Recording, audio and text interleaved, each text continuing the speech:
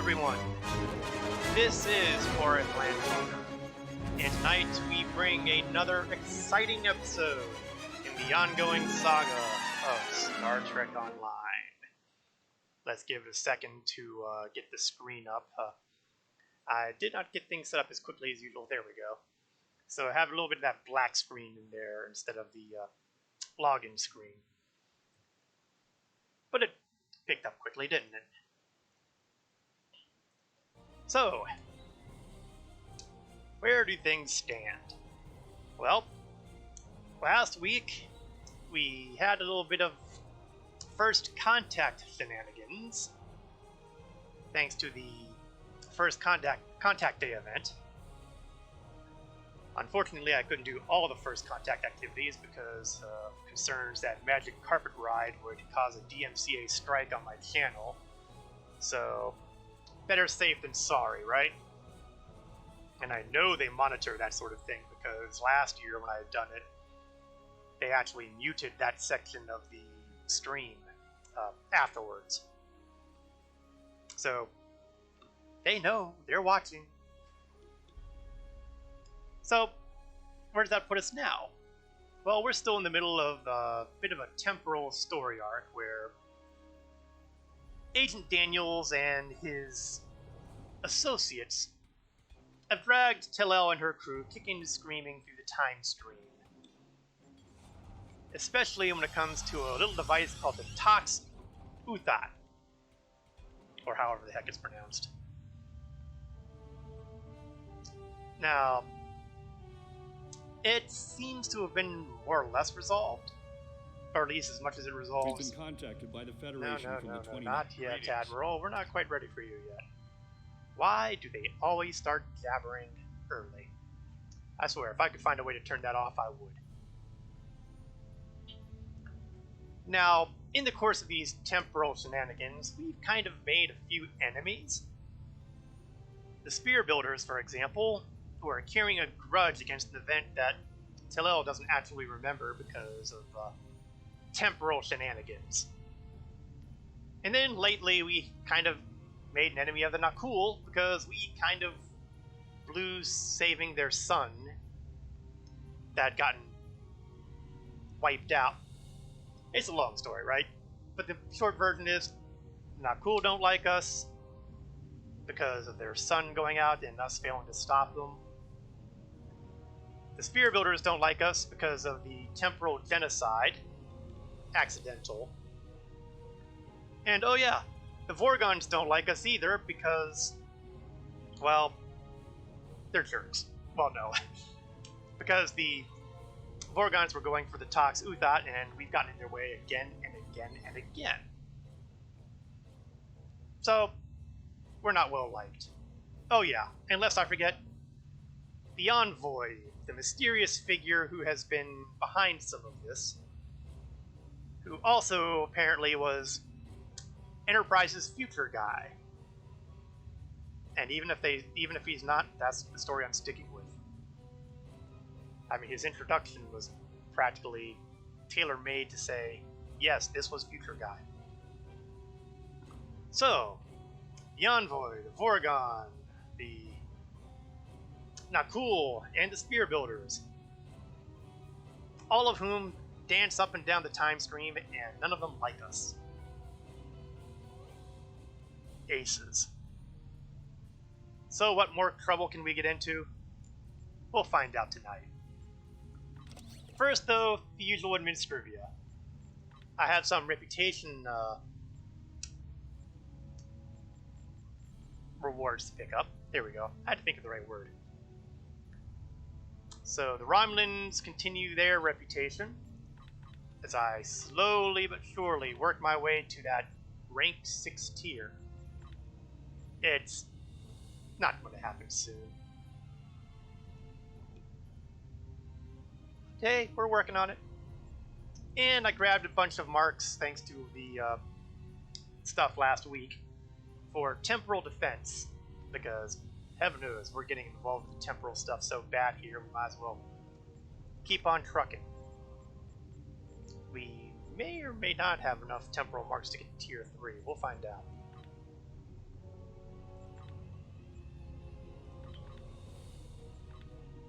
And just for the giggles, let's see what's in the box.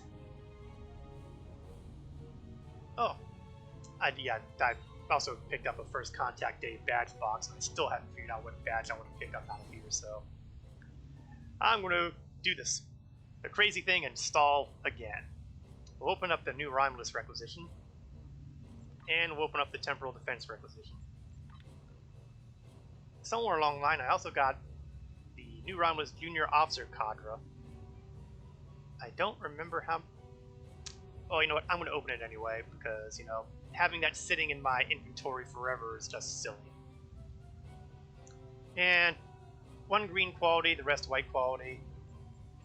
I'm full up on my officer roster, though, so we're going to look up the common qualities, and we're going to start getting rid of some of those emergency holograms. I really don't do a whole lot in the way of the duty officer stuff anyway nowadays, because I'm at the maximum level, and while I could do that and help accelerate my gaining of specialization points, I'm not that motivated.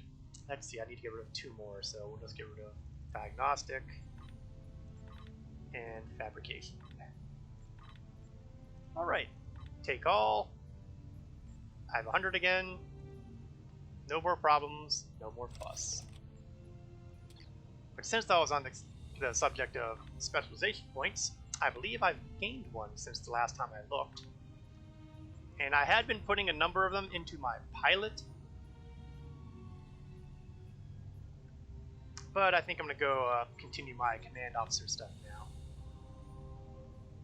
So, I was working my way through the 4th tier. Removal of debuff and controls, or... Okay, what did I miss? Oh yeah, this one must be ground. Ground and space. Makes sense. We'll grab the one on the ground now.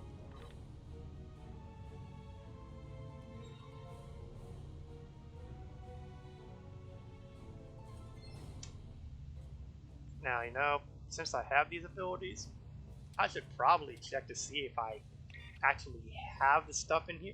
I do. You know what? Let's add that to my bar here, because that's an active ability, and I don't think I have any more active command abilities that go here. Nope. But I do need to remember to do that for my ground next time I beam down. Or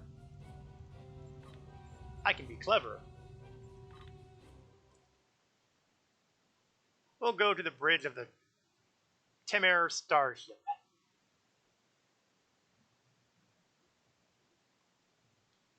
Which ought to be really interesting, because I don't recall ever actually checking to see what interior it had. I don't know if it's going to show me the a Starfleet interior, a Romulan interior, or a Klingon interior, or some unique interior. I'm not betting on the unique interior. Developers don't like doing that these days.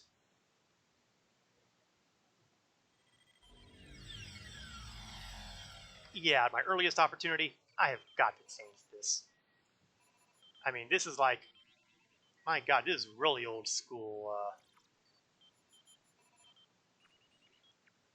Well, it's not completely old school, because it doesn't have the old style chairs. But it does have a number of the old style doors. Oh, and it looks like I already have to revitalize. What the heck is revitalize? Oh, that is the debuff removal there. So I guess it popped in automatically. Perfect. Alright, let's have a seat in the captain's chair. That is a big chair. I feel like I need to put on... This must be designed for Klingons to sit upon. Alright, the only other thing that would really be useful would be for me to... Oh, let's get rid of those lock boxes. The only other real thing to worry about would be figuring out what to do about some of my equipment here. Some of this equipment I could probably sell off, and I'm not really in a hurry to do that. Let's see, this is a straight Mark 12 shield array. This is a better shield array, so I'll put the quantum shield array on my shuttle there, just on the outside chance that one day I use it again. It could happen. The rest of this is just... it's all doomed to go to the scrap heap at some point. Soon.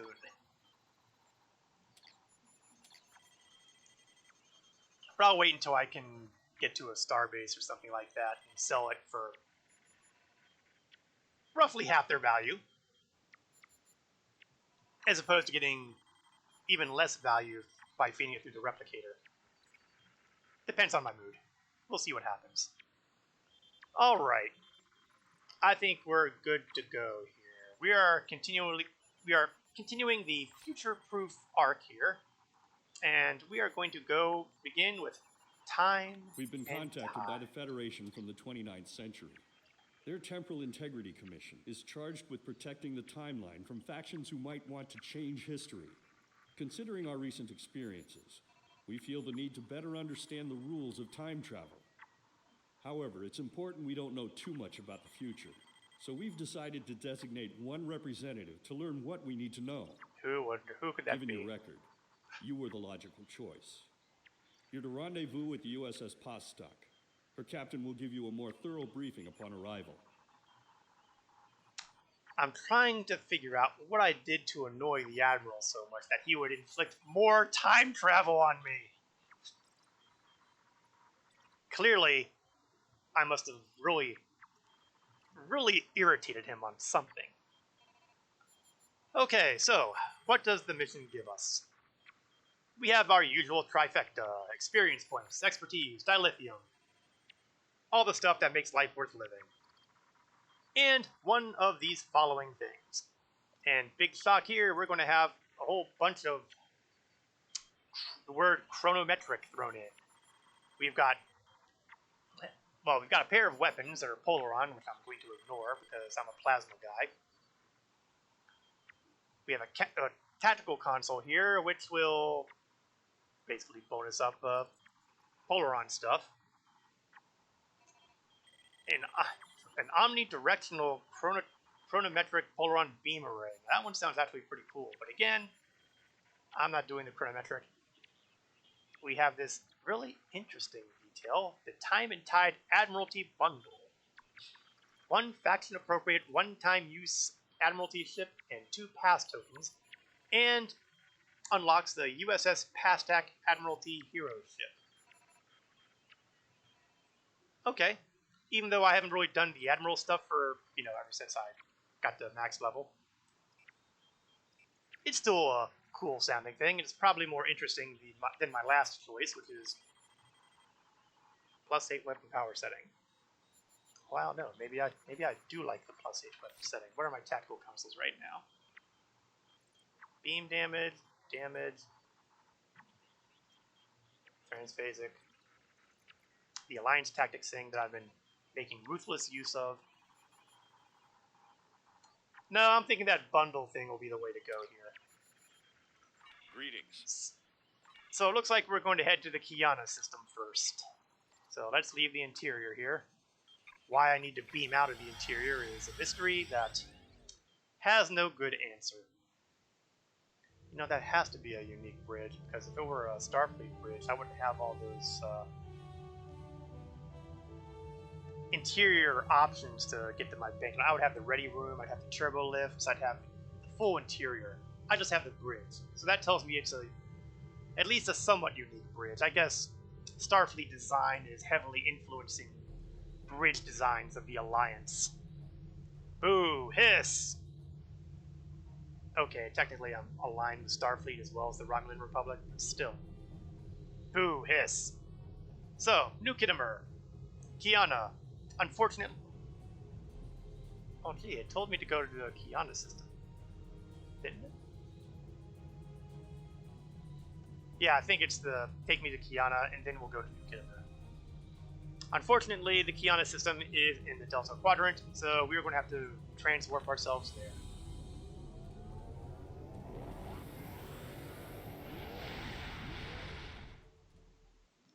Gee, that planet looked awfully pretty when you had actual sunlight hitting it.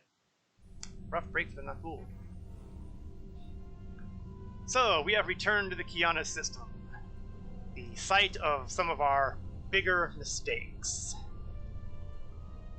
And looks like we're going to go directly to the bridge crew, so we might actually be... Oh, I don't know what's going to happen. So, bridge crew, once again, we have Farsal, Shayla, Marara Talon, and... No! If you've been following my stream for any length of time, you know I'm never going to stop doing that, don't you? I wonder why the icon for Shayla is blacked out. It's got the silhouette for... What happens if I swap things around a bit? Defex doesn't get anything. Okay, you know what? Some things you just don't question. Loading new Kittimer.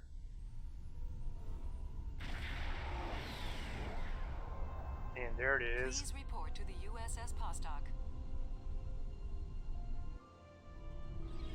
Oh good, so we're leaving our ship behind too? That fills me with so much joy. And there's the captain of the Postok, our good friend, Captain Walker. Let's have a chat with him. It's a pleasure to see you again. I'm glad you were selected as your time's representative. I can't imagine a better selection. Of course, I already knew you were going to be chosen, but that doesn't change my appreciation. Humble, isn't it? Your recent experiences with time travel have begun a new phase of development, and a perilous one at that. Understanding the rules of time travel is of vital importance. Yeah, let's talk Temporal Prime Directive again. Let's get a refresher on that. Starfleet personnel are strictly forbidden from directly interfering with historical events and are required to maintain the timeline when possible. We're also restricted from revealing too much about the future. These principles have served Starfleet well. Now that the time travel genie is out of the bottle, it'll be hard to get it back in. The tech will spread through the galaxy, and species after species will learn the secrets of time. Yeah, we may have run into a few of those. Oh, looks like we have no voice on this one. Today, you'll be going to the signing of the Temporal Accords. It's an honor you've earned as an agent, and I think it's important that you see for yourself what the work of the Alliance will lead to, and how important it is to future civilizations. Okay. Are you ready to visit the future? Go for it. Oh good, we're going to be able to take our ship. That's nice.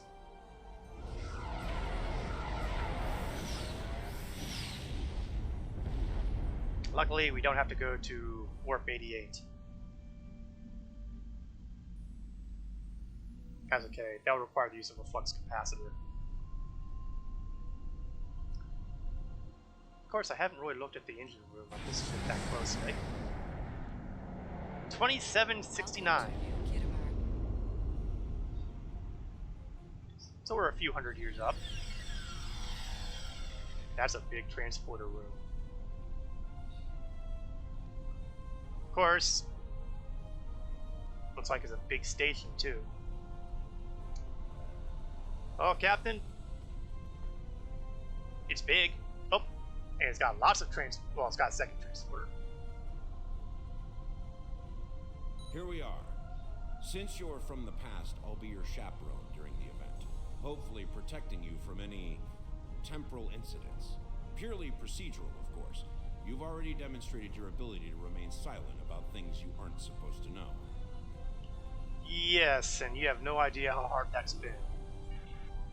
Or maybe he does. I guess we have to check in. Welcome, gentle being, to the signing of the Temporal Accords. Your almost right, biosigns yelling aren't it. listed on our register today. I'll need to... Wait. I know you. I wrote a paper about you in classical history class at the Academy. I must say, you look much younger than your holo images. Wait, what year did you come from? You know, I have a feeling I'm about to step on a landmine here, but 2410? Is that a problem? Oh, that explains why you look so young. Well, you sure have an eventful future ahead of you. Awesome. Forget I said that. I'm not supposed to say things like that. To be honest, I'm still getting used to the new temporal regulations. They can be a little confusing. Anyway, the TIC crews are scrubbing the hull for anything that might cause a paradox if visitors from the past, like yourself, encounter them. It will be just a few moments. I am not encouraged by the comment about an eventful future. Like, everything that's happened up to now hasn't been eventful. The Iconian War wasn't eventful. Oh, that's a bad sign. Perhaps you would like to chat with some of our other guests here in the lobby. I believe they have all been cleared for trans-temporal interactions. I'm sure you'll have plenty to talk about. Okay. I'm sure this won't come back to bite us in the hind end at any point. Oh, let's see who we got over here. We've got a protester. Well, oh, they're not cool. Let's hope they don't recognize me. The Nakul are here to protest the signing of these unlawful biased accords. Okay, what's the reasoning? The Tholians ravaged our homeworld thanks to the Federation's ineptitude. In one dark moment, my people were scattered throughout the stars. All we were, our history, our way of life, was nearly lost. And when we needed the Federation the most, we were denied. Terrorists, they called us. Criminals, the dregs of the galaxy. These words, these deeds will never be forgotten or forgiven. Now, I feel like there's some revisionist history happening here because I was there, and I'm pretty sure we got told to bug out when we offered to help. And that was, after that dark moment when you needed us the most. Well, technically, I was speaking for the Romulan Republic, but still, we're all one big happy alliance. So, I think that maybe your education is lacking. Today, the Federation and their lackeys come to tell the galaxy which timeline is best and what they'll do to keep it that way. But who are they to dictate such terms? To tell us that their history is more important than ours? Now, on the one hand, I do think that's a good question. On the other hand, this is how we got the spear builders. This is what when you monkey around with history, bad things happen. People manage to undo their existence. This is a problem. My existence? My existence has been nothing but hardship and pain. The life of an exile. I'd gladly sacrifice it to restore my homeworld and prevent the mass exodus of my people. Don't tell me you wouldn't do the same were our places reversed. Well, actually, I kind of pretty sure I fought it when our positions were reversed. When the Iconians were whooping us, and I was saying all along, we don't want to do this. I'd resist that temptation if I were you. Okay, let's talk to this other fellow here. Temporal Agent and Kale? Is that you? Jolan True. I am Sub-Commander Kale. Is there something Romulan Temporal Defense can help you with today? Yeah, why are you here? The same reason as you, I suspect. We're here to witness the signing of the Temporal Accords. Most Temporal agents watch hollow recordings of the event, but the three of us were given special dispensation to come and view the Accords personally. An honor accorded to those who graduate with top honors, you see. Ah, okay, that makes sense. We got, there's Philip Cray, and I guess that's his Klingon counterpart that we've never interacted with. Let's talk about temporal defense, shall we? We've established this department in order to preserve the events that formed the Romulan Republic. There are many points in the past that some Romulans want to change, the destruction of Romulus and Remus being just one of them. Of course, changing these events could erase everything we have earned. We would be reduced to being ruthless spies, still ruled by the Tal Shiar. We in Temporal Defense can advise you in any matter dealing with time travel. That's a good question. We have met, haven't we, Kale? This is our first meeting, at least in my personal chronology. As a temporal agent, it is quite possible that we will meet in the future. Well, my future. I will try to act surprised if that occurs. I hate time travel. Okay, we're good. Attention all guests. The main hall is now open. Please make your way to your seats.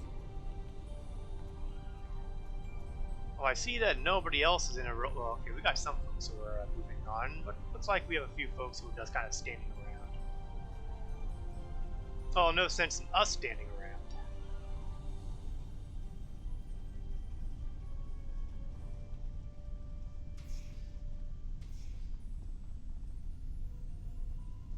Wonder what that is. Map? Oh! Cryptic Studios. I think this is the second week in a row they've gotten a raid on me. Thank you guys at Cryptic. 142 viewers. Man, that's a lot of you. My name is Korath Landwalker, and as you can see, I'm doing a Star Trek Online stream. I do this every Wednesday evening at 8 o'clock p.m. Eastern for a couple hours of Star Trek adventure. I am presently running the future-proof arc with my Romulan Republic representative. Thank you, Cathead66, Theron, and STO Player 77 for the follows. I'm glad to have you here, and Rob Senior 1967. Thank you all very much for joining me. Marhawkman, thank you too. I'm constantly and oh, that's a catchy name, Neanderthal. Thank you all very much. I hope that you'll find this stream an entertaining use of your time for another couple hours, ballpark. Thank you, Unexpected Bagel, for the follow. We are here to observe the signing of the Temporal Accords in the future. Eric and Prime, thank you as well for the follow. And they just keep coming. Thank you all. Thank you very much. We've spoken to a couple people so far, but now we can chat with some of the observers in here, and there are a lot of observers here, aren't they? We'll hit the Master of Ceremonies last, because I'm pretty sure that'll probably almost kick off the festivities. So let's chat with... Oh. I don't know if I want to talk to the Not Cool representative. The Not Cool are a little upset over a little incident that we had last week when we kind of accidentally couldn't stop the sun from going out. Save the future, kill them all. Well, you know, if I were a Klingon, I would seriously consider it. Time travel has brought us nothing but headaches. In this arc alone, well, maybe this arc and the previous arc, we've managed to annoy the Vorgons, the Tholians, the Not Cool, and let's see, what was the other ones? Not Cool, Tholians, Vorgons. Oh yeah, Spear Builders. All of them, and the mysterious envoy.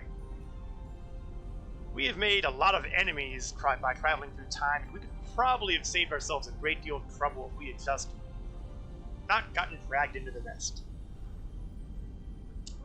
Cairo expects someone to stop the Temporal Accords, probably someone from those species you annoyed. Yes, making friends. Yeah, you know how Star Trek Online goes. You go in and you start shooting things. That's always been one of the weaknesses of Star Trek Online. There's really no getting around it for an MMO. Blowing stuff up and shooting things are basically a major part of any MMO. So you don't get a whole lot of the thoughtful discussions and diplomacy and non-gruesome resolutions that the series Next Generation and the like tended to have. Have I made friends with the Bluegills yet? We've met. We have gone through the Delta Rising content and managed to stop the Bluegills. I'm pretty sure that we've taken care of that threat more or less permanently. Dealt with the Iconians, and now we're dealing with the world, well, the galaxy, post-Iconian War. STO still has a good story, but yeah, they don't get around to being an MMO. Yeah, I have no objection to the storylines in the game. Are there a few things I wish could have been done a little differently? Sure, but you know, enjoy it for what it is. The storyline is one of the things I have no major problems with. Although I do wish that the devs would occasionally go through a text pass on some of their missions, because thanks to the juggling of episodes and their order, it has made a number of things make absolutely no sense. Let's see. They're friends who you can take with you everywhere. Well, I don't know if I want to be taking the Bluegills everywhere. I think that they're best left outside of people's throats, mouths, brains, just... Where do those things incubate? I seem to recall them having something in the neck area, but some of them have gotten pretty big. The Nakul are not here to sign these accords. We have already been victims of time-traveling aliens. We're still getting the blame for this. Somehow this incursion into the timeline has been overlooked. Perhaps because of its importance to the founding of the Galactic Union. Galactic Union? Proposed an Oh. amendment to restore our home world in the timeline, but it was rejected. Therefore we are here, with all eyes of the galaxy upon us, to point out the hypocrisy and unlawfulness of these accords. Now, honestly, if it could be done, I could certainly understand trying to restore their homeworld, because their homeworld more or less got hosed because of temporal shenanigans in the first place. I mean, it's not like New Romulus, where it got wiped out because of because of the Iconians and good folks like Terrace and Hakiv. But that wasn't really a temporal shenanigans sort of thing. Unless you count, you know, Sela doing her thing in the future, but let's not go into predestination paradoxes here. But they're not cool. Their homeworld got hosed because of the whole Ta-Tuthat thing. They've got a point. But I wasn't here for the arguments, and I'm not going to rub the salt in the guy's wounds. So we'll just let them be, and let's have a chat with some of the folks over here. Let's see, do we have any Klingon, do we have any Romulans I can chat with over here? I kind of want to get Romulan opinions before most of these other people. Let's go to the other side. Terrace wanted to create a predestination paradox, but got stopped before she did. Well, nobody really liked Terrace anyway. I shouldn't say that. Terrace was, after all, the leader of the Romulan people at one point. Oh, all the way over to the end here. Let's talk to the Romulan Observer, because, hey, let's find out what happened to the Romulan Republic in the last 300 years or so. I do notice that she's wearing the same Romulan Republic uniform that we used all the way back in 2409, so clearly fashion tastes have not changed very much. Jolan True, you are from the past, from before the time the Romulans joined the Federation, I'll wager. Whoa, How strange that's a all of this bombshell. must be for you. The entire galaxy unites in preserving the timeline. This is truly a momentous day for all. The Romulan Republic officially joins the Federation at some point in the future. I mean, that's a bombshell right there. Right now, we have this grand alliance, but we're all more or less separate but equal empires or governments or what have you. We've got the Federation, we've got the Klingon Empire, we've got the Romulan Republic. We're all more or less autonomous, but we have this alliance that's kind of gelled together. The Tan's idea of reunification was basically, Icon has become fed now. I suddenly want to see one of those lolcats memes with the Tom's face. Oh, that's an image. But Titan was probably influenced just a little bit by his mentor, Ambassador Spock. So he might have had just a slightly biased opinion. But there were plenty of other Romulan voices involved with the Republic. Of course, most of them were military. We really don't know a whole lot about the Romulan Republic government. That would be an interesting thing for the game to explore at some point, I would think. Just a little bit influenced, yes. I mean, we know it's a republic, so that indicates some sort of democratic process.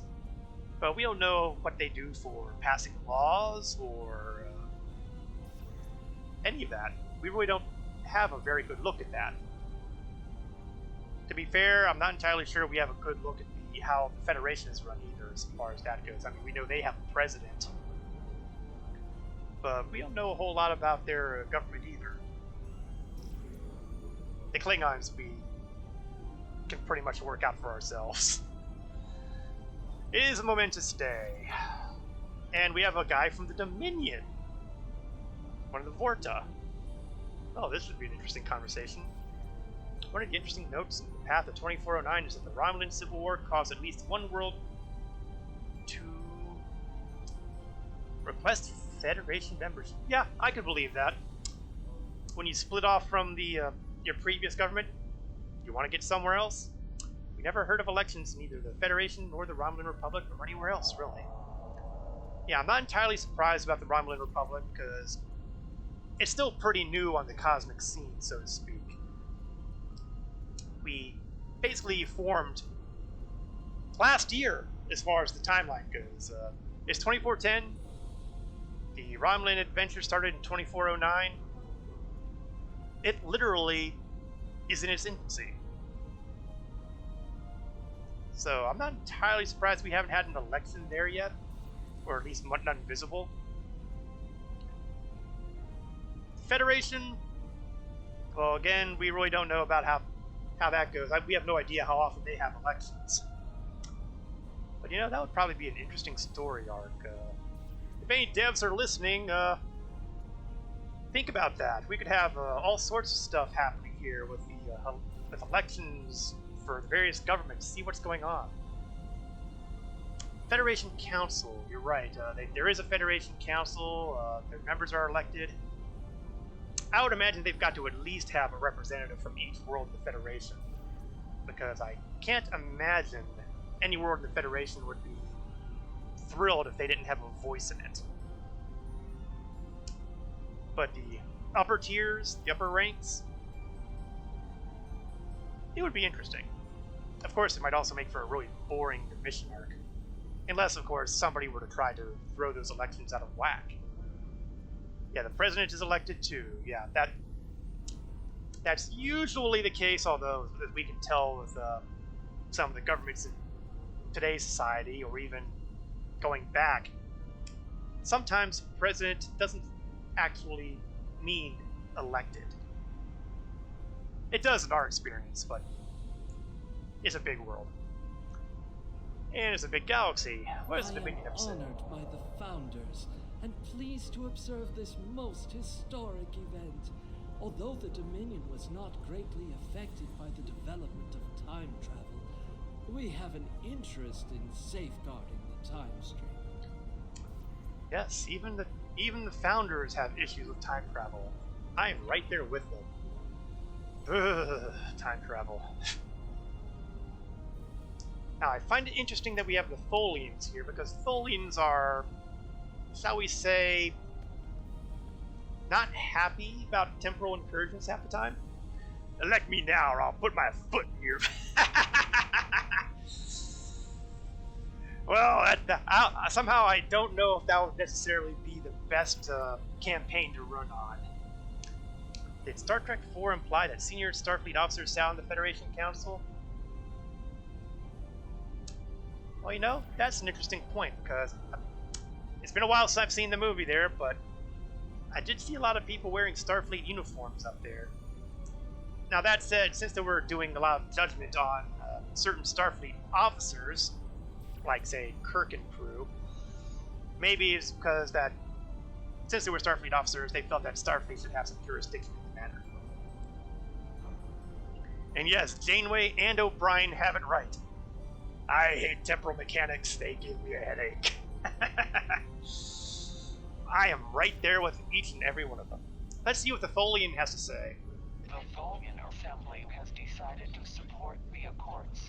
We are concerned that a rogue individual or species could disrupt our development. The Accords do not go far enough. We want to end all time travel for any reason. We will continue to lobby for change aggressively. Should the Union fail to preserve the timeline, the Assembly will succeed by any means necessary. That is all. Janeway is never right.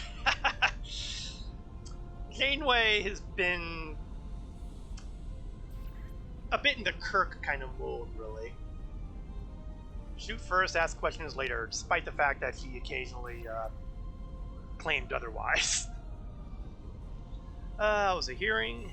That was a hearing. Yeah, that makes sense. So Starfleet would be involved with that sort of thing. I got the impression that the Federation Council would treat fleet admirals as subject matter experts and solicit information from them when making certain decisions. Marhawkman, I think you hit the nail on the head on that one, because that makes a lot of sense. They wouldn't necessarily need Starfleet for a lot of things, but for matters involving Kirk and his actions on the Genesis planet, yeah, not to mention stealing the Enterprise, that probably got a bit of attention too. Janeway was just poorly written, just like the rest of Voyager. Like any long-running series, Voyager had its high points and low points. And the problems were that the high points were okay, but the low points were bad. And it became the Seven and Doctor show. Yeah, they did kind of focus heavily on them. Starfleet officers could be attending in an observational capacity or as witnesses. Very true, Krakow. Very true. And very likely highly accurate. So the Tholians don't want to have any time travel at all. I actually kind of approve of that. But cat's out of the bag. Good talking to you guys, though. Really. Now, I find it interesting that we have the Breen and the Fairy talking to each other, because the Breen and the Fairy, last I checked, were not exactly on speaking terms. The Klingons had the Klingon High Council ruled by the Chancellor. And as we've seen a couple times, there's a couple ways of changing the government there. Trakev, thank you for the follow. The Klingons tended to have a couple different ways of changing their government, either by the right of succession. Was it the right of succession? Jean-Luc Picard was involved with the whole transition between the Chancellor before Gowron and Gowron. And then we had the Klingon promotion method, where you more or less killed off the Chancellor and took over. Or if you're Worf, you kill the Chancellor and pawn it off on somebody else. No, Gorkon was not the Chancellor before Gowron. Gorkon was the Chancellor at Star Trek 6. And he got assassinated by Chang. Well, because of Chang at any rate. And then, and I'm going to lower pronounce the name here, I can't remember the pronunciation of her name, but she took over as Chancellor after that. But then you've got all the time between Star Trek 6 and The Next Generation, where God knows how many Chancellors happened. Kempek, thank you, that was the name. The Breen War Arc has the idea that not all the Breen run forward. That's true. In fact, depending on when you ran the mission, you could even recruit a member of the Breen for your bridge officer crew. And you can actually do so through the C-Store now for excessive amounts of Zen. And while the mission was being allowed by the Breen government, but unofficially the Breen weren't willing to actively support. Yeah, plausible deniability, always the way to go. While the Accords promise to safeguard the time stream for us all, I can't help but ponder the opportunities for temporal abuse that will remain after they are signed. I fear great imbalance could occur, despite the very good intentions of all the signatories involved. Well, he's not wrong. In fact, of course, the temporal accords were signed during the series of Enterprise. Of course, it was the future of the Enterprise, which means it happened, but it hasn't happened. Let's scroll back up the chat about that temporal mechanics thing. Oh, time travel makes my teeth ache. Time travel is a powerful. The Breen conspiracy have us updated the present, rather than a memory of the past, a history of the future. I like your thought process. A Breen I can get along with. Kim Peck was supposed to be the longest-serving chancellor from mentioned in the line in the reunion episode. I could believe that. And then crazy instability happens, stirred up a bit by our good friends in the Romulan Empire. Boy, now I'm really not sorry that Sela and company got hosed. Alright, let's have a chat with the other side. The Lucari, we recently encountered the Lucari, and I see that they've managed to get to the point of branching out into the future. Let's have a chat with the Lucari to see how much things have changed since our first contact with them. Greetings. Pardon me for saying so, but you look very familiar. Have we met before? Wait, I remember you from my history studies. You saved our home world. There's a statue in your honor in the capital city on Lucari Prime. Oh, wait. That's already happened for you, right? Oops. Oh, good. Woo. Just my luck to cause a paradox here, today. Can you imagine? Which STO would introduce a mini Enterprise faction for the Enterprise's 20th anniversary, similar to Discovery and original series. I think that would be a nice touch, or at least a few episodes dedicated to Enterprise. Yeah, I have a statue as well. So does my Klingon character. Yeah, it's amazing how many statues. It's probably part of those branching timelines where this branch may not be your branch. In fact, I'm sure there's a branch of the timeline where there's a Federation captain who was got a statue. Crazy stuff. Oh, time travel, headaches, pain, or maybe quantum realities. I think that was another big one. It would be a little awkward to pop a paradox right off the bat, day one. So yeah. Let's see, one more observer to talk to. Choices. More cooperative, Kobali. You've got to be kidding me. The Federation ambassador is a Klingon. Man, when they were talking this whole Galactic Union thing, they weren't kidding. I was originally going to talk to the Ferengi because I was just dying to hear their point of view. But now I kind of want to talk to the Federation ambassador. Your uniform. 25th century, correct? You're definitely a visitor from the past, and an honored one at that. Welcome to the 28th century. I hope you'll enjoy seeing what your work and sacrifice has wrought. Thank you for the honor. Oh, how about that? It's going to let me talk to the remaining delegates after all. Well, we'll hit the Ferengi first, and then we'll go to the Master's ceremonies. Because the Ferengi point of view is always entertaining to listen to. Yes, the Klingons eventually got educations. Now, let's not take too many shots at the Klingons there. After all, they did develop space travel. In order to survive as a society, they have to have had people who could do things like study science and build things and create things. It's just that they put the cream of the crop on the starships, and they consider the cream of the crop the people who lop off limbs with bat lifts. So, Enough investigations into rumors of Klingon intelligence. Ouch. These Accords are going to provide quite the opportunity for historical studies of economic matters. I hear the Grand Nagus is going to formally announce several new temporal rules of acquisition soon. I hope at least one of them covers going back in time to beat someone to a deal. The more things change, the more they stay the same.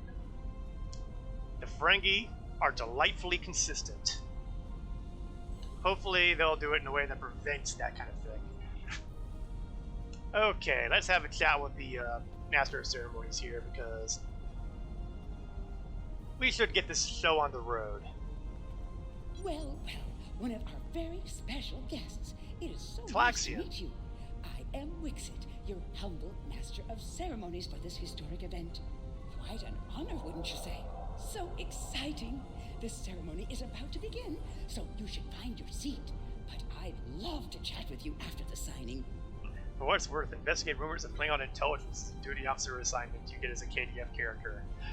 That is absolutely 100% true. I've seen it on any number of occasions on my Klingon characters, and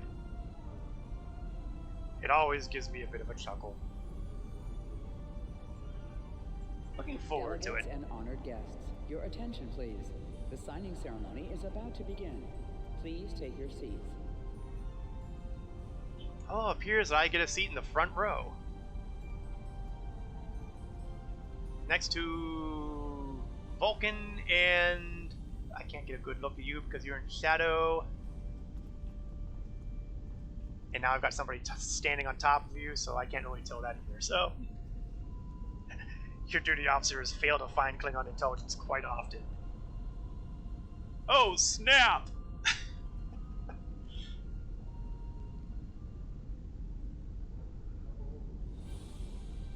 Representatives from dozens of species have gathered to witness this historic event. Honestly, I'm surprised it's not as crowded as I begin think. the formal signing. Of course, this is largely ceremonial. The negotiation. Wait, there is some kind of disturbance. This oppression will not stand. Wait a second. Shall be free. We will liberate the galaxy from the tyranny of the Temporal Accords. We shall wipe the stain of the Federation from history. Quick, get the delegates to safety. The Krenim are taking the delegates hostage. That's Noi, isn't it? The Krenim have grabbed the delegates and are holding them hostage in some nearby It is Noi. This is damn peculiar. We're facing a major temporal flux here. The hostiles have neutralized embassy security, but it looks like they weren't expecting us to be here. It's up to us to rescue the delegates. I mean, I knew Noi was off his rocker, but still. Luckily, they allowed us to keep our guns. Very, very poor security, if you ask me, but you know. Let's see. Let's get the drone out. One of the things I really need to do more often is get my fabrications up. My character is a fabrications engineer, so I tend to go hard on setting up things like shield generators, drones, guns. Neutralize them as quickly as possible. We need to save those delegates. We are doing a pretty good job on taking down the bad guys, though. It's almost too easy. I should never say things like that because I'm just taunting fate. Can anybody hear us? The Krenim are holding us hostage in the embassy offices. Please, anyone, help! I think that is our cue. Okay, let's see. Exits.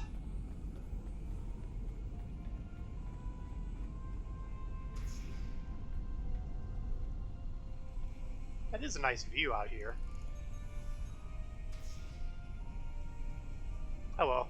Can't stand around looking at the pretty stars. Holding us hostage, requesting immediate assistance. That must really rankle for a Klingon to be asking for assistance in a battle.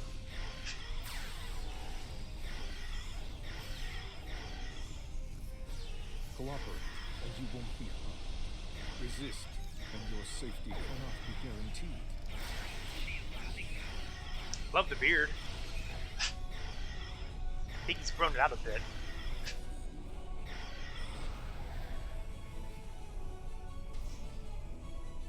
Okay, I think this room is secure. I thought my life path was at an end. My thanks for proving me wrong. Out you go. And hopefully he'll grab, yes. Grabbed all of them. Ah, Captain Walker. I see you're joining the party too. Excellent. Let's see. Time to do one of my favorite engineering abilities that makes no sense. An orbital strike inside an enclosed facility.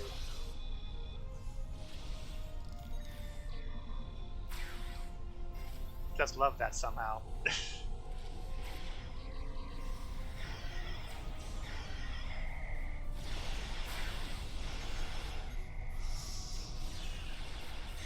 Who's firing the original series sounding weaponry?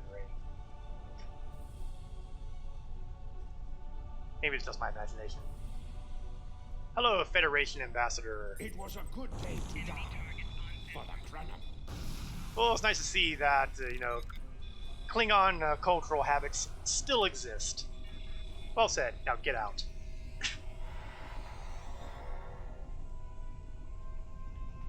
Now, the downside of using a fabrications engineer is that when you have these massive running battles, you really don't have a chance to really set up and cut loose. Are you still streaming every Wednesday? Yes, I am. I do stream Star Trek Online every Wednesday at 8 o'clock Eastern, 8 o'clock p.m. Eastern. I'm glad you are entertained by it. I try to be entertaining. I realize that it is pretty late for the folks over to Europe to watch. Unfortunately, I really can't do much earlier because I have my own jobs in the eastern U.S. to deal with, and, well, it allows me to pay for all sorts of stuff. Well, I guess I was too late for that officer. He would fall down just as I got here. But barring surprises, I try to make sure that I'm doing Star Trek Online on a weekly basis on Wednesday nights. And the extenuating circumstances would be if something happened to me, like I was on vacation and was out of town, or if I ended up sick with a plague or something. I'm going to try to avoid that sort of thing as a general rule, however. You saved my world, and now you saved me. I'm beginning to like you. Right back at you. Now go, beam out of here before something else happens.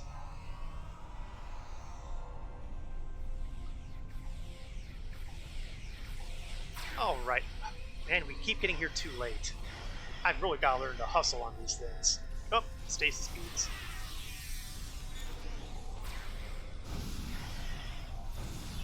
But the good news is we may have almost finished clearing out the Krenum. Now, who's our, Vorta?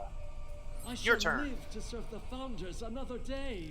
My thanks to you, of course. You know, I would have hoped that in 300 years, Vorta would have broken the habit of worshipping the Founders. Oh well, I guess you can't ask for everything. This wasn't supposed to happen. History says the Accords were signed and there was no mention of an attack. Oh, good.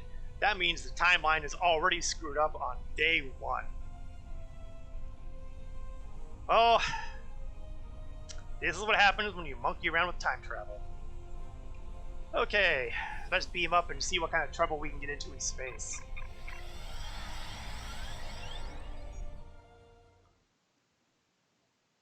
I'm sure that there will be nothing happening out in space and that we'll be able to just evacuate the people with no problems whatsoever. It is possible that I'm slightly delusional.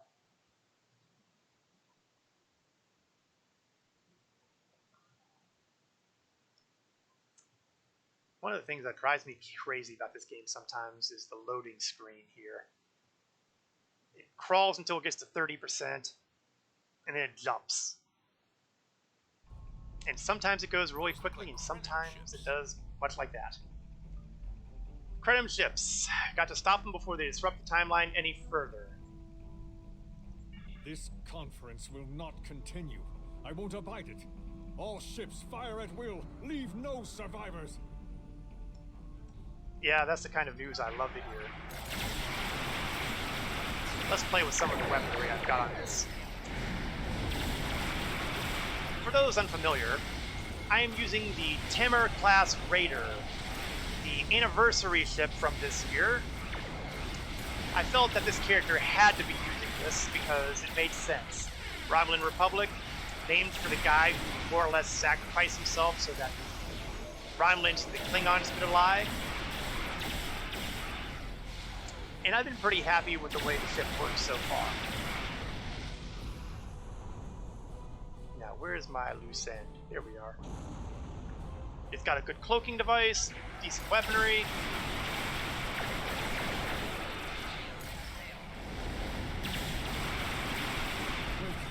I recognize that ship. I think I've just been busted. Although, how would he recognize it? Not this time. This time, you will not prevail. Taste the bitter dregs of failure.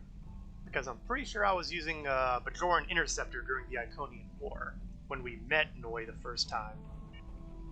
Then again, we're talking about time travel here. Maybe he's complaining about something I haven't done yet. Which would be in character. Of course, I recall, Noi tended to blame anybody but himself for messing with everything.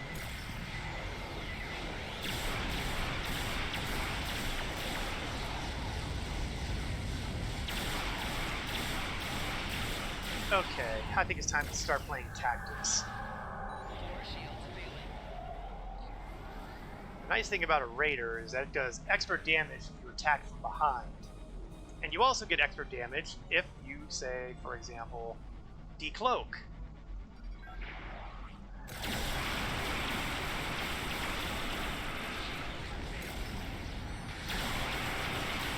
I meant to do a torpedo spread on that one, but I apparently didn't flick it like I thought I would. Oops. These things happen.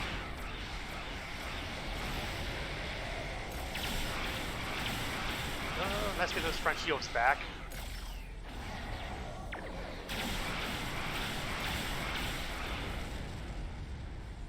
It was too much hope for that Noi was on board. Defeat Krenim reserves.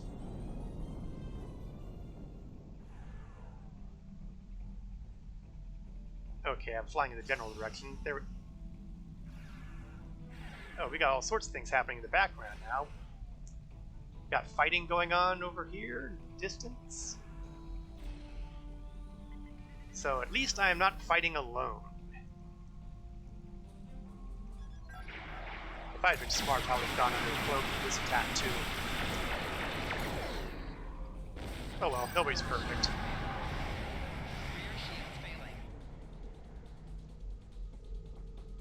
Alright. Evasive maneuvers is great for, evasive maneuvers, but it's also good if you need to get some fast maneuvers done.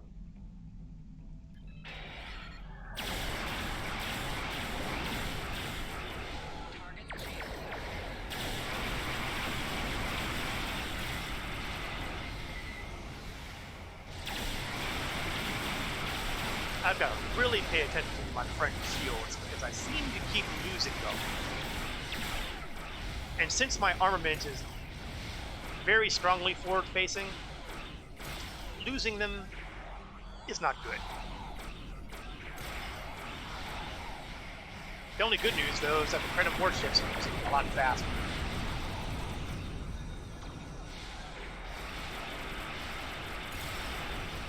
One of these days, I should probably go into detail about some of the abilities I have on the hotbar here.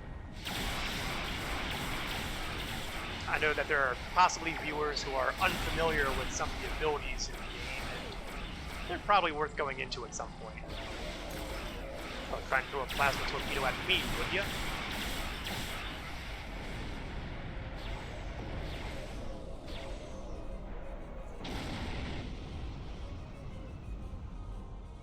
Alright, so far so good. The Nakul have used the Krenim attack as a cover to attack the temporal sensor array. All our forces are tied up fighting the Krenim. We can't afford to lose that array. It monitors the time stream for incursions. If it were damaged, people could travel into the past without being detected. Curious. The Krenim and Nakul vessels have started fighting each other in the confusion. Let's make the most of that, shall we? It's always nice when the people who hate you also hate each other. So, who to pick on first? I think we'll pick on the Nakul ship, because they have all the weird, wacky abilities. And the Krenim are pretty straightforward targets. Case in point, that distortion. There we go, already gone. That's always a nice sign. So we'll pick on the Nakul first, and then we'll beat up on the Krenim.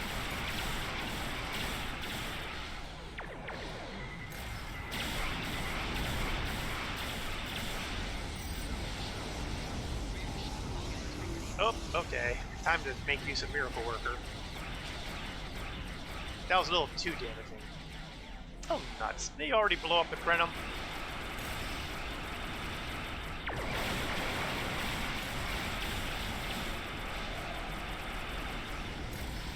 Okay, I'm pretty sure I don't want to beat that cone.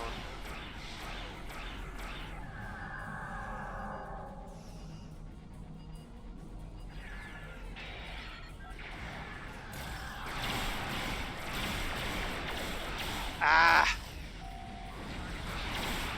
The problem with those distortions is that the ship that creates the distortions basically makes it invulnerable until you kill the distortion. And it also impacts the Nakul on the ground as well. Some of their officers have that kind of ability, which makes them really, really annoying to deal with.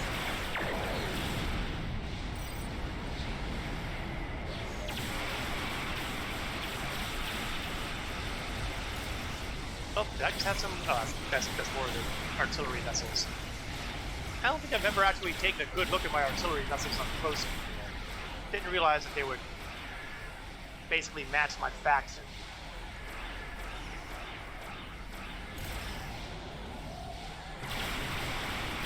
Okay, let's make this Krenim battleship go away.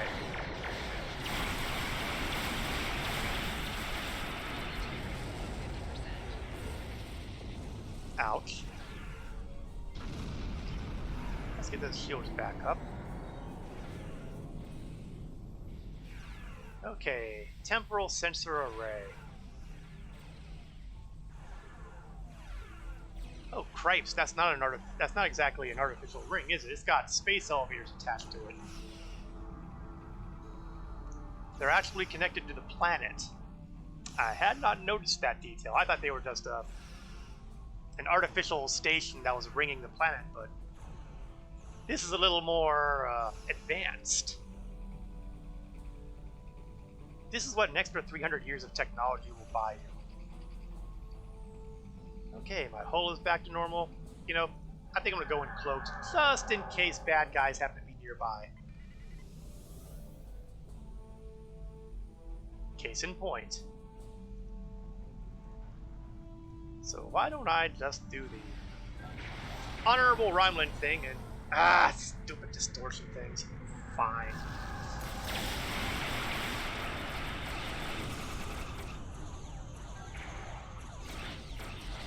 Hate those distortions. Hate them, hate them, hate them.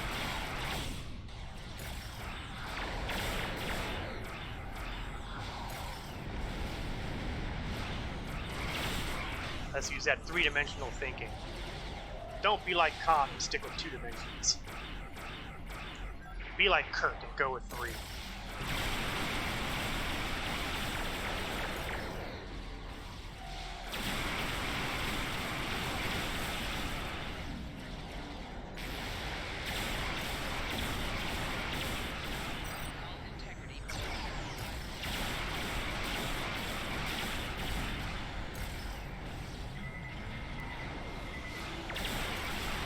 Lucky we can take out this guy long before he gets another distortion out.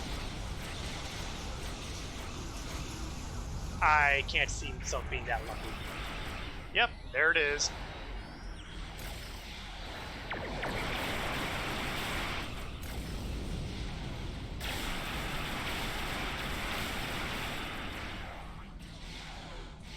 I'm pretty sure I don't want to take a hit like that with my shield's low.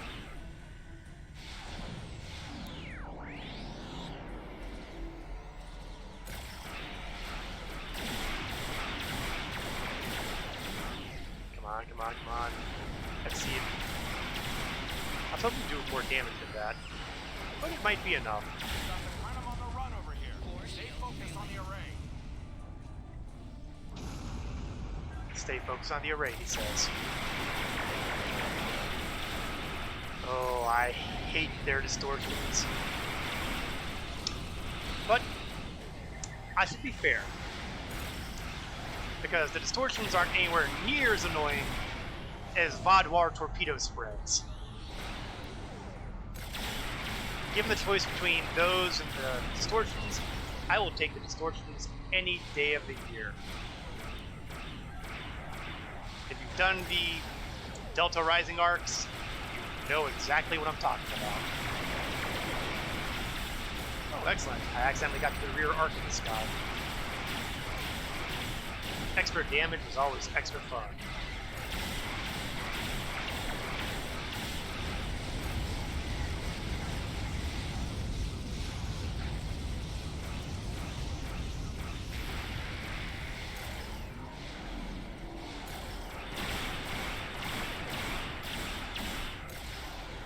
And there's a distortion again. This is not the way to get on my good side.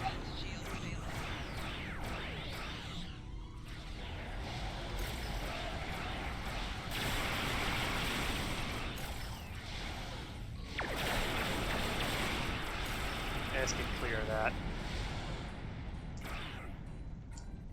Yeah, I'm not entirely sure what they're doing when they shoot that off, but it looks like it would hurt.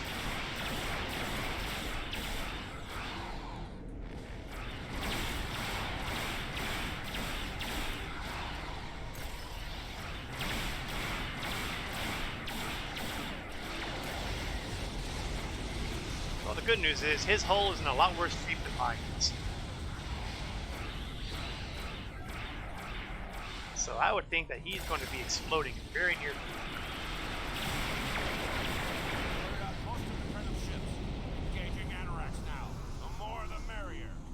Oh, great! The Anorax.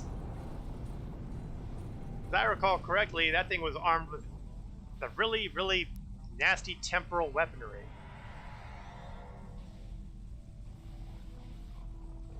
This could go poorly. Sounds like the ideal moment to use a cloaking device.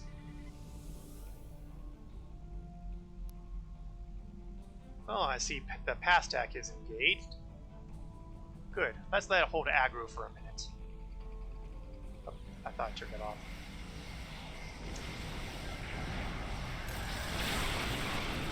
No, not the frigate. Ah!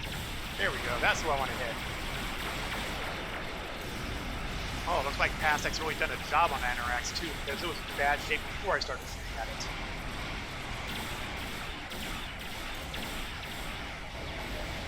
Oh, let's keep on bringing the pain.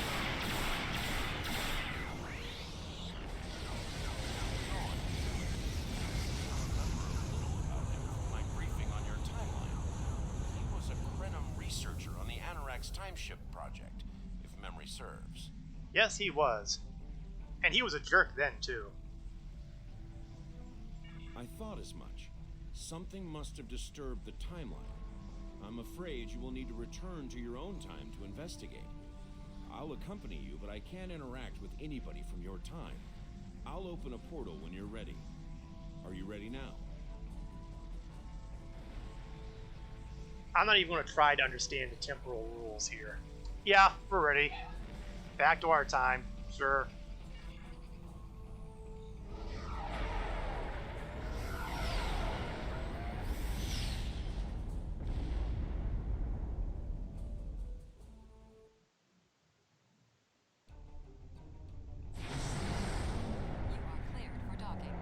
Well, it's good to be back where I belong, or maybe I should say when I belong.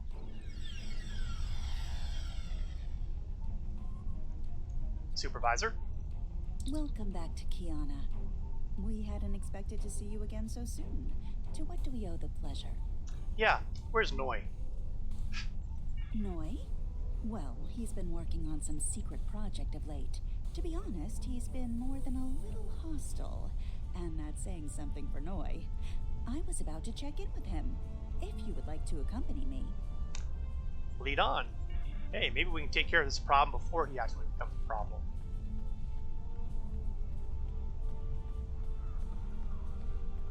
Now, if I were a Klingon, I'd just chop off his head now and save ourselves a lot of trouble in the future. But I chose to align myself and my part of the Republic with Starfleet, so I got played by the rules. Oh, it's you. I thought I'd seen the last of you after you flew off to your great victory over the Iconians. Well, what do you want? I'm very busy. What you working on? Come now, you can read, can't you? Access my latest report to command if you want to know what I'm working on. Feel free to waste the time of the charming bureaucrat standing next to you, but I'll thank you to stop wasting mine. Now, if this interrogation is over, I've more important matters to attend to. Good day. Yeah, we're not done here, Noi. Trala? Like I said, more than a little hostile. He's been like this for some time now, and no one's sure why.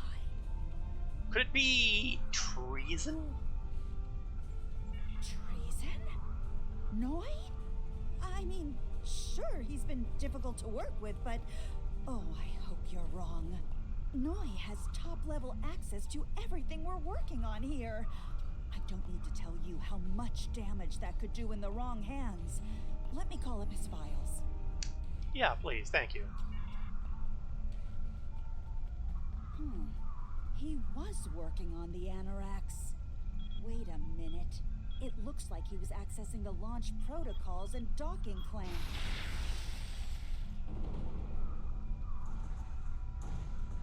Yeah, that just screams suspicious, doesn't it? Oh, that's not good. That's not good at all. I see you found my farewell gift, Tralla. I'm so glad. As for you, I'm taking command of the Anoraks now. I can see that bothers you greatly. That's one way to put it. So will the numerous bombs I've left behind.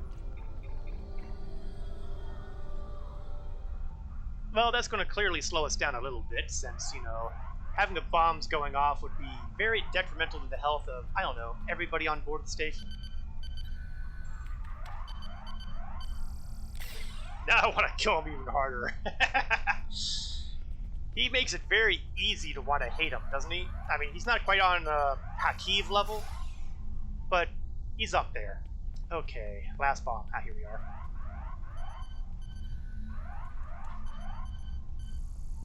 But yeah, I've wanted to punch him in the face repeatedly since day one. I just want to punch him even more now. Okay, well, that's not good.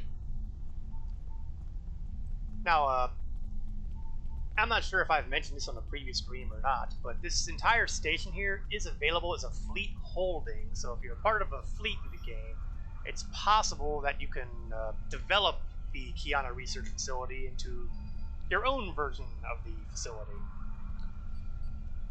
Revive the supervisor. Looks like he is still alive. Although for how long, who knows. Okay. Stole the Anoraks? I can't believe it. How could he do such a thing? Pretty easily. What drove him to betray us like this? Well, why don't we take a peek in his personal logs, presuming that he hasn't booby-trapped those too. There's only one way to find out. Computer, bring up the research notes and personal logs of researcher Noi. Authorization Tralla 23, Victor 6 Sigma. Thank you, Supervisor.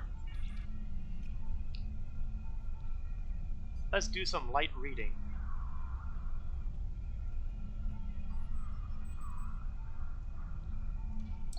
Please input your selection below. Well, no reason to not to start with the top. Oh, it would be nice if this game was updated with better graphics.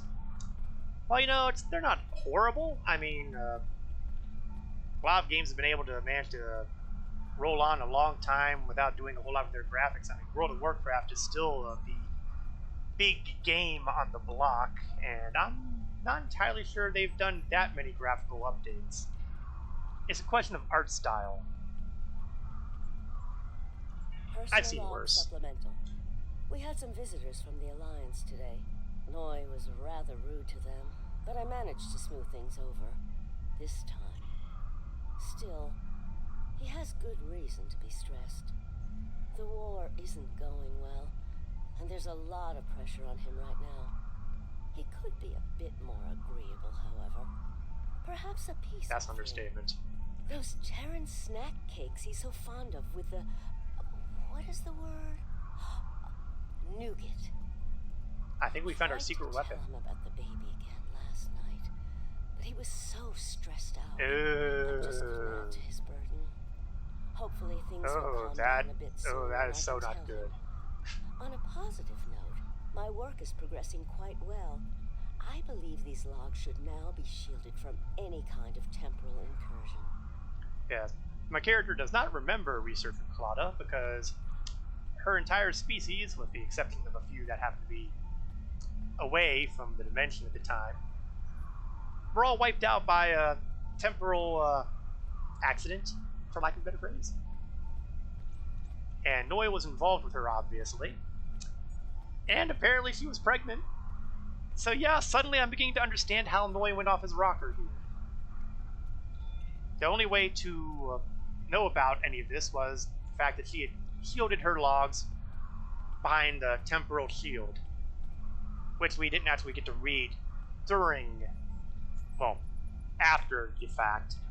But apparently Noi has taken some time to read through them and has come upon these research and these little log entries, which is bad. Please input your selection below.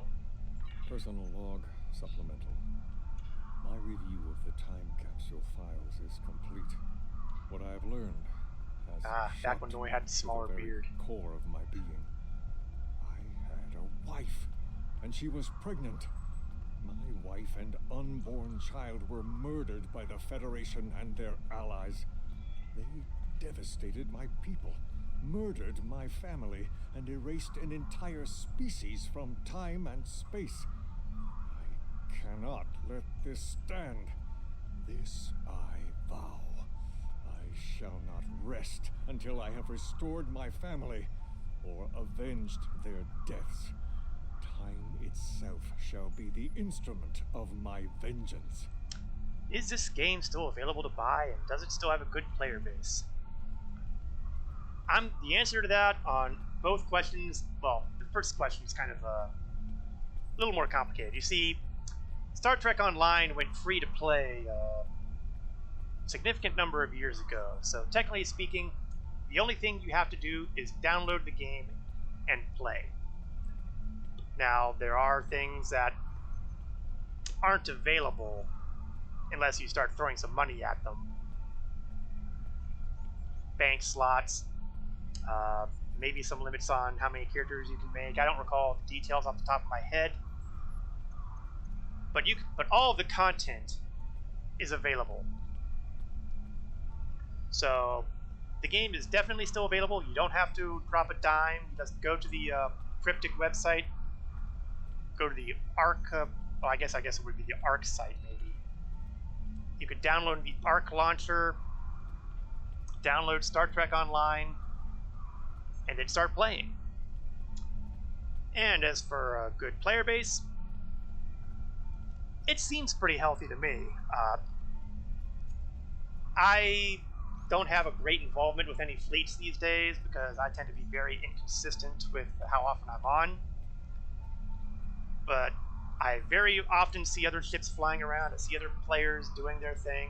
I never have a problem getting into any of the featured task forces. So there are people still playing. It's still a very it's got popularity due to the fact that it's the only Star Trek game in town at the moment that offers everything this game does. So all I can say is just hop onto the Cryptic sites, do a search for Star Trek Online, download the client, start playing. Find out if you enjoy playing it. Enjoy the final frontier.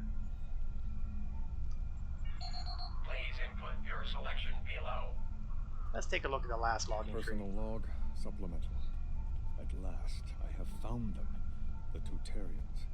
Or rather, what they have become. Some of them managed to escape the treachery of the Federation, finding sanctuary in a trans-dimensional void. They are powerful. So powerful that some primitive species worship them like gods. And yet, they are trapped in their realm, no longer able to exist within prime space. But I can help them. I can release them from Duran's fire. With these builders at my side. Yeah, there's a nice turn of phrase on that one. Have my vengeance. Duran's fire. That shows a good vocabulary. Oh, I guess we know why Noi was off his rocker now. He's been maddened by grief. Plus, he wasn't exactly a pleasant personality to begin with. Download complete. What the? We're under attack! Oh, that didn't take him long, did it? You'll download it this Saturday once you're back in the States. Noi has returned. One of the benefits of being an older game is that some help up here with him and his allies. it's very unlikely that your computer will fail to run it. Any computer made within the last 5 years will have no problem with the game. For that matter, most of the games built 10 years ago will be available. To buy the extra things, well, most of the things that you can buy will be available on the Z Store. They'll have a little icon on your mini-map right here. It says Z Store. And that will open up all sorts of stuff. There are packages you can buy with the actual cash directly. I believe they have starter packs that are available. And you can buy them on the ARC website. Let's see. Do I...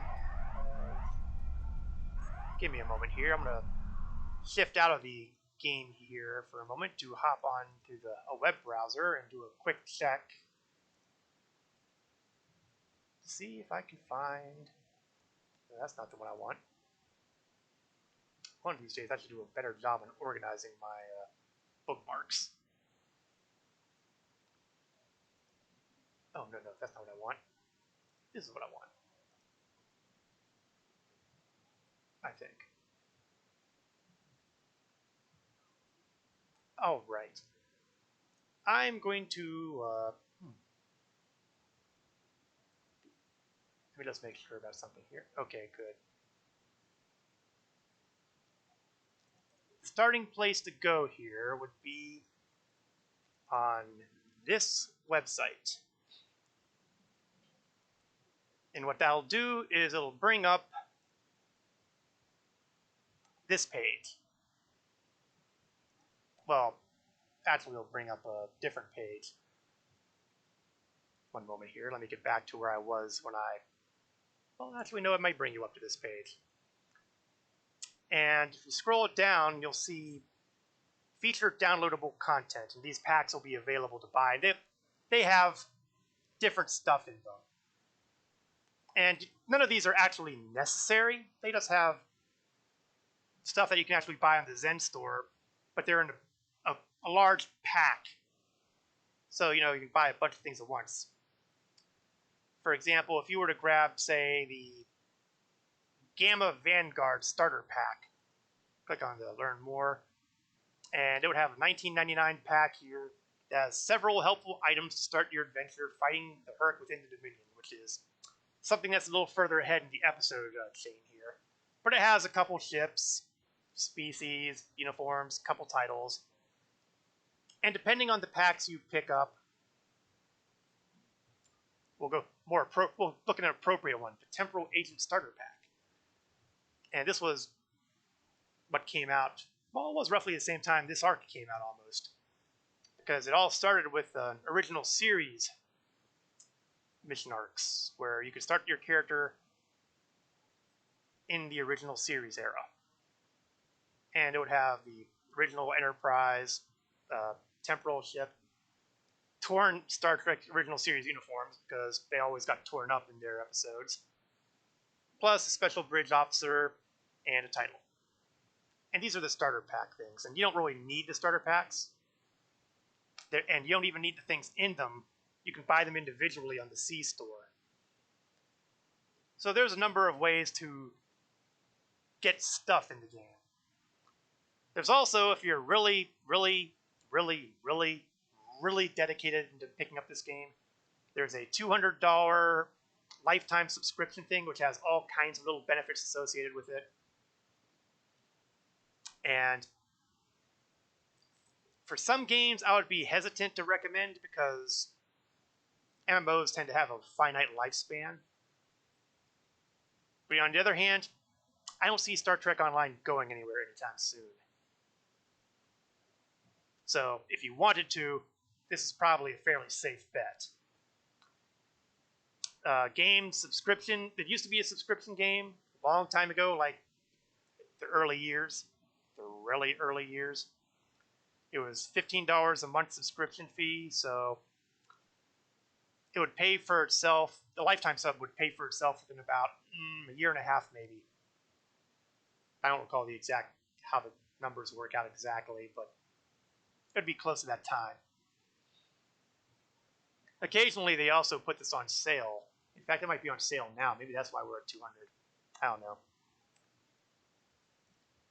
But you get the point.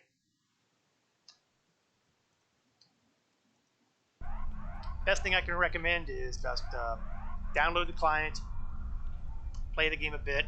If there's something that you're not sure about that you want to look into, you go to the C Store button and see the various possible ships you can pick up, which are not necessary, but they're, maybe you'll see a ship you like. You'll be able to possibly add inventory slots, bridge officer slots, ship slots. They're all available, and the method you use to buy them is spending Zen, which is the cryptic currency. Technically, it's a perfect world entertainment currency, but close enough. I remember when it came out, I was a big World of Warcraft player, but you have kicked that habit. I can understand that. I actually spent about a year or two playing Warcraft myself, but I kind of burned out on the whole raid or die kind of philosophy. This was all the way back to, I want to say Burning Crusade times. Wow, that takes me back. Oh, Captain Walker is telling me Noy came back. Awesome. And he's made modifications to the Enterx. Awesome. Delta Recruit event is starting soon on PC. Yes, it is. In fact, I want to say it started already, but I'm not 100% sure. Let me take a quick peek again. Hop over to my handy-dandy web browser and just... Too far. Because it hasn't started yet. It's going to start, let's see, it starts next week, it said, and we are in next week. Yes, it has started. It started on, actually no, it hasn't started. It starts tomorrow. So, if you start the game, if you download the client, and you start up a new character starting tomorrow until... Okay, for 28 days after tomorrow, you will be able to make a Delta Recruit character, and that has additional little benefits that'll happen to your character. It'll only affect characters created during the event, so if you're interested in that sort of thing, tomorrow will be a very big day.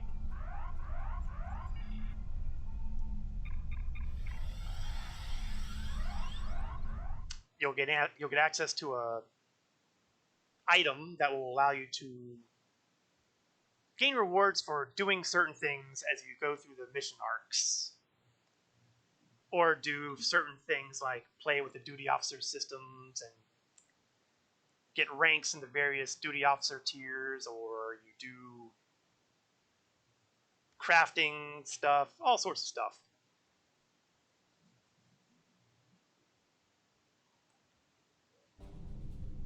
I have been waiting for this for a long time.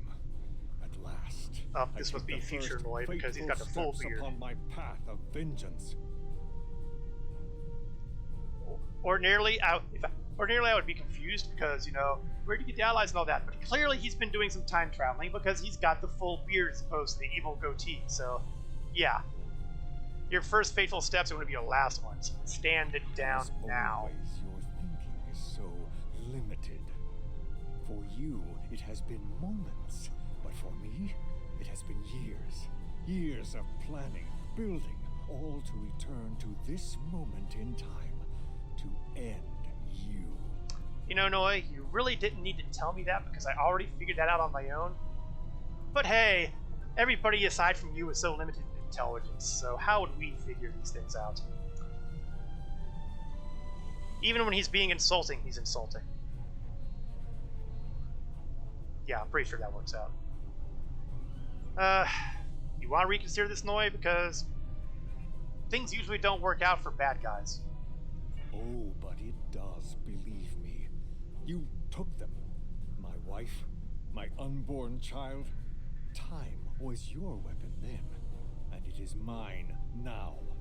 With it, I will eradicate your wretched alliance, just as you wiped the Tutarians from history. But first things first. It's time for you to die. Now, a compassionate captain would tell him that he's better than this.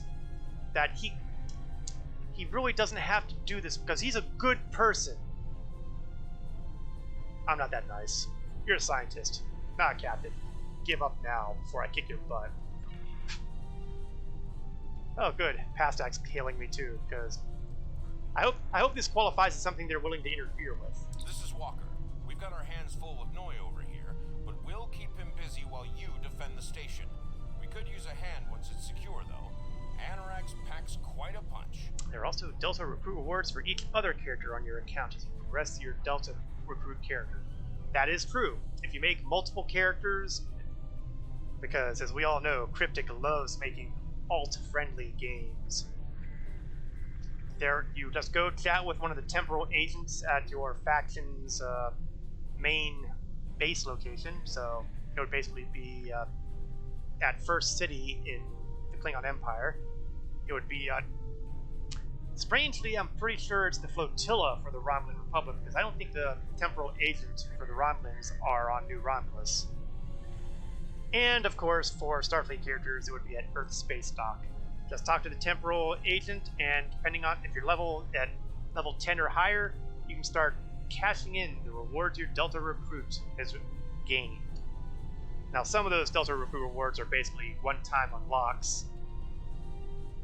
But hey, these are good things. You owe it to yourselves to take advantage of that if you have multiple characters.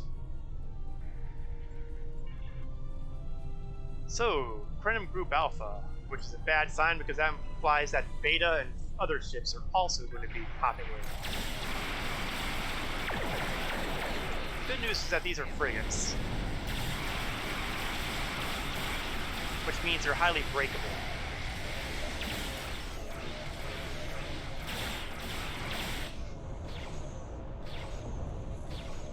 Let's see.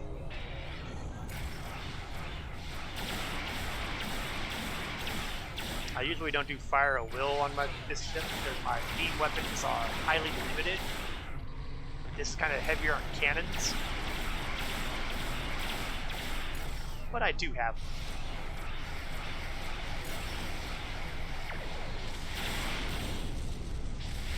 Okay, I see there's one more. There you are.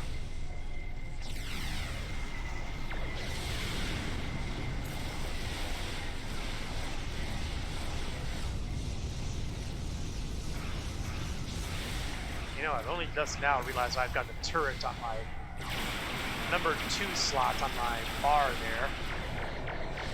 It's probably a legacy from when I put torpedoes on my 2nd slot.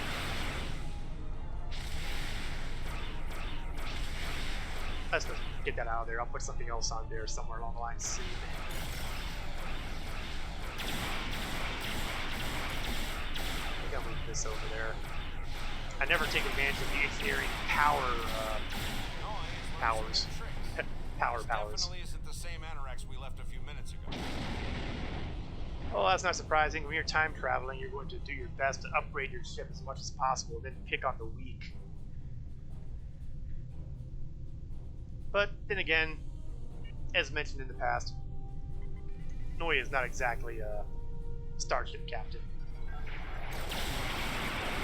Of course, that said, for him it's been years and years and years, so maybe now he is. You know, I kind of wish I'd thought of that before I got involved in all of this. Okay, that one's a warship, so why don't we cloak and take advantage?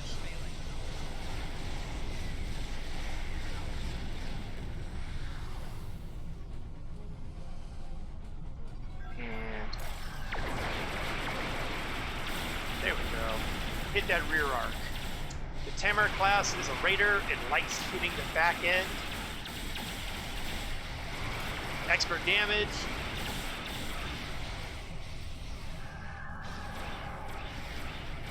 Yeah, I'm kind of ruthlessly taking advantage of my cloaking abilities this time.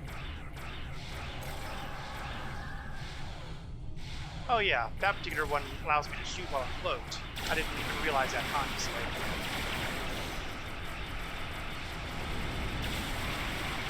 Usually you can't shoot when you're cloaked, but certain abilities or equipment will allow you to do so for a limited time. And apparently that was one of them. Rear shields failing. Right shields failing. Too bad it also killed my shielding, but you know.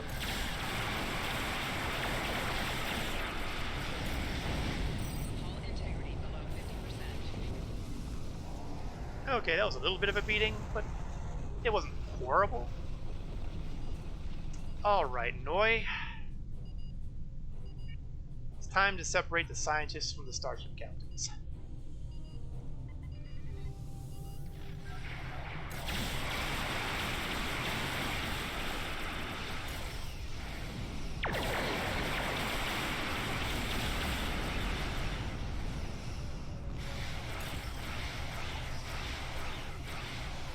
It's interesting that the battleship has a definite similar design to Anorax.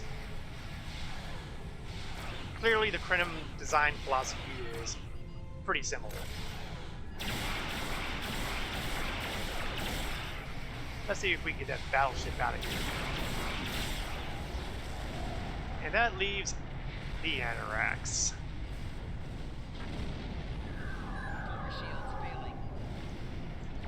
Once again, let's abuse the cloaking device.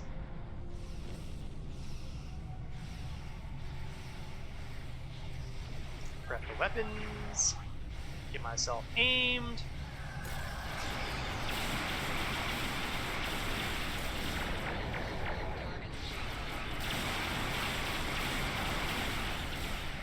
Well, that was a pretty good salvo.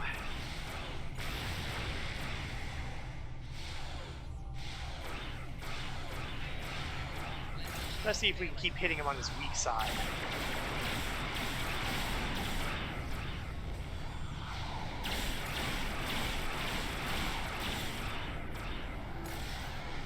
In fact, let's call some support too. Back in our own time, we have all sorts of friends.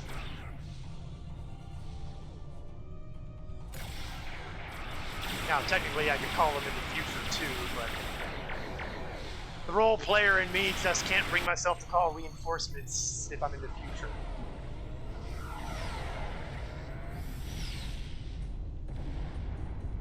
What's wrong, Noi? Chicken? Oh yeah, we're in pursuit through the time tunnel. Admiral, we've been pulled into the time stream with the Anorax. can't let her escape.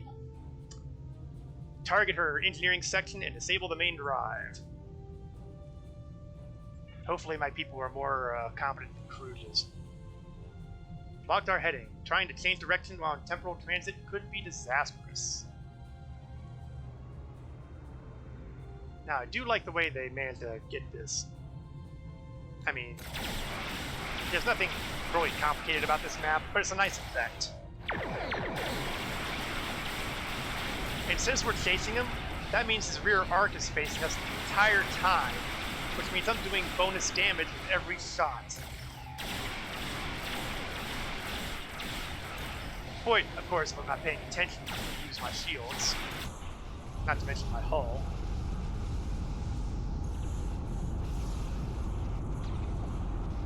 Up. Ow. That didn't work. Oh, hi, Pastic. Nice to see you guys. There you are. I thought we'd lost you.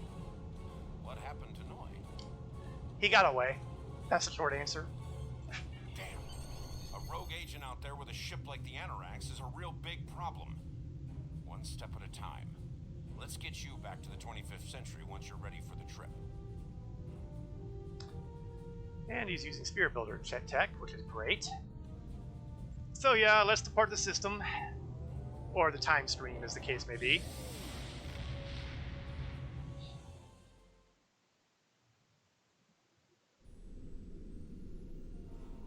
Well, that's not great news. A traitor? Unexpected to be sure. With Anorax to command, he poses a great threat to the galaxy. We've not seen the last of him. I admit concern over the actions of the Nakul as well. Another mystery to be solved among the stars. One thing is certain. The battlefield just got a lot bigger. He's not kidding. Got all of time and all of space, and not even necessarily this dimension. So, you know, good times. Alright, the standard trifecta of rewards. Experience points, expertise, lithium ore, and one of the following here, and we're going to go with that Time and Tide Admiralty bundle, just because. The data from the future. No, we're not going to be hitting that mission mark at the moment. And I got lithium ore, I got the tokens for the Admiralty thing, got the past deck, which, why don't we bring that up and take a look at that? All the way down the bottom. Ignores science modifiers from events, and gives +8 science for any ship except small craft. Love the quote. The crew of the Passac is eager to assist such a noted figure as yourself. Yeah, it's hard to be humble. Okay, I think what we're going to do is I want to sell off some of the junk that I've picked up over the last several episodes. Using one of my acquisitions from early in the character's career, calling the Sulaban Freighter. And we're going to browse commodities and start selling stuff. First though, I did have a couple endeavors that got finished when I wasn't looking. Love that Admiralty card, to be honest. Anything that allows you to ignore modifiers to an event is a big deal for the Admiralty ships. When you have modifiers that can sometimes add like 100 points to the modifier, whatever mission it is, that's horrible. You want to get rid of that as fast as possible. And ships like Pastek, worth its weight in gold. I'm not entirely sure what events I actually finished. Oh, and harvest materials from space was the hard one. Oh, that hurts. 9 times out of 10, I'm going on a harvest frenzy on my missions, looking for harvestables because I like this character to hunt down shiny things. I will risk the destruction of time and space as long as I can scan something down. But the opportunities have been kind of rare lately, and oh, that hurts. But I did complete a couple of them, so let's see what I got in these things. Energy credits. Yay. And where is that other box? It's not that one, because that's the first contact day one. So where is the other box hiding? There we are. Let's hope that this one gives me something more entertaining. More energy credits and R&D materials. Well, you can't win them all, can you? Okay, let's sell the junk. Basically, anything that's a common item can go. The other stuff I'm kind of inclined to hold on to until I can determine whether or not I can get anything on the exchange for them. And I'm not going to inflict the exchange on the viewership here. That would just be painful. And I think I've gotten rid of, oh, no, still a couple more. I'm not going to get rid of the batteries yet. And I think everything else is basically consumables or... Oh. Yeah, I'm going to get rid of that. I don't need the accelerator anymore. I'm flying a maneuverable fast ship. I don't need extra turning ability. I've got great turning ability as it stands.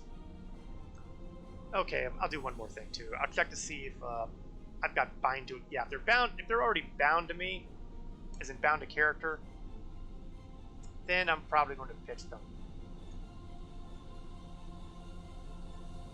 So that means... Oh yeah, that's the one I took off the shuttle. So if it says bound, if it says account bind on equip, that means that it's not actually bound to me yet, and now that means I can put it on the exchange and hopefully get more than 12,000 credits for it, for example. But if it says already bound to account or bound to character, then that tells me, yeah, I can safely sell it and not lose sleep. I'm not going to use a Cronton torpedo launcher. It is a blue, but I'm never going to use it. Equip. A lot of the stuff are going to be bind on equip because I haven't actually done anything with these. Bound to character, bye-bye. Bound to character, bye-bye. Bound to character.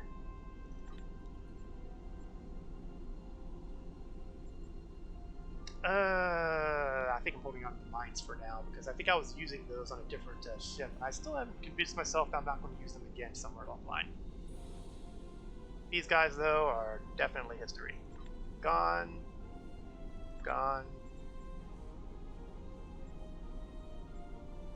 Naturally, all the good stuff are bound to character. Oh, how about that? Something that isn't bound to character. And that may be about the lot of them.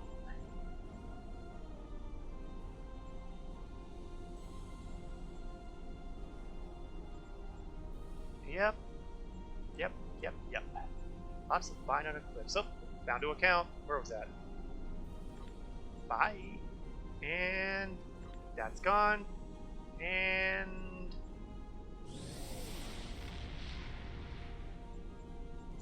that's it. Oh, no, it's not it. Ugh. Fire equip. Down to account. Get rid of that one. And the last one is bound to account. Hold on to that though, because this engineering, I don't know if I'll still be using it. And I'll sort everything so it's easier to find stuff later. Alright, well, we are coming up to the 10 o'clock hour here, and therefore we are reaching the end of the stream for tonight. I'd like to, again, thank you all for watching, especially those of you who came along with Cryptic's raid and invaded the channel with your goodness. I greatly appreciate everybody who stuck it out and joined the adventure for this evening. I will, of course, be streaming Star Trek Online again next Wednesday, starting at 8 o'clock p.m. Eastern to approximately 10 o'clock p.m. Eastern. Again, as usual, it will depend a lot on whether or not I happen to have been involved in a mission that takes longer than expected.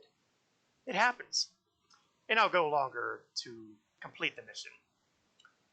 I also do a stream on Saturday afternoon where I play Star Citizen, so if you have any interest in that game or just want to see what that's like or just want to hang around, feel free to drop in.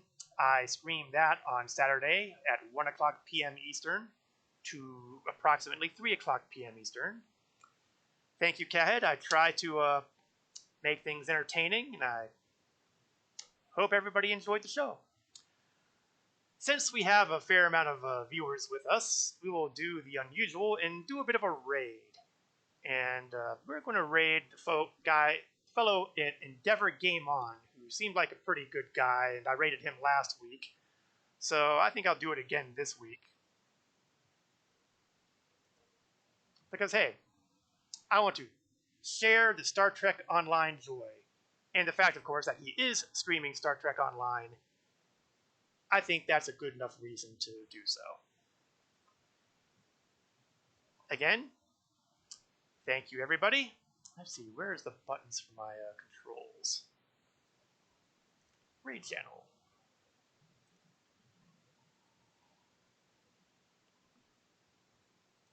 Thank you all very much for joining me today. I will hopefully see you all again next week. This is Korath Landwalker, signing off.